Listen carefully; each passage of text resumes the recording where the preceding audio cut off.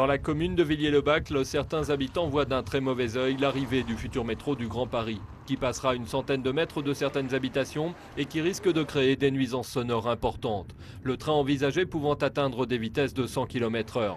Pour éviter ces inconvénients, le maire du village parie sur une demande du CEA voisin d'un enterrement du métro pour passer sous son site plutôt qu'au-dessus. Si le CEA, pour des raisons de sécurité nucléaire, demande à ce que le métro soit enterré, nous souhaiterions et nous souhaitons fermement que l'enterrement se poursuive au-delà du village. Autre grief formulé par les agriculteurs, cette fois-ci, des tracés qui passeraient au milieu de leurs champs qui en principe devaient être protégés de toute urbanisation.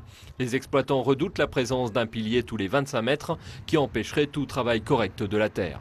Ça montre bien qu'il n'y a aucune volonté de conserver plus que ça l'agriculture, qu'ils n'ont aucune connaissance de notre métier, qu'ils ne savent pas du tout qu'en nous mettant des poteaux tous les 25 mètres, nous on ne peut plus cultiver comme on le fait aujourd'hui.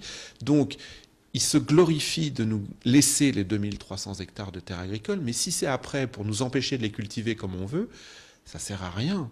Des riverains qui redoutent aussi la transformation de la route départementale en 4 voies et qui craignent une urbanisation rapide du plateau de Saclay due au déménagement de l'université d'Orsay.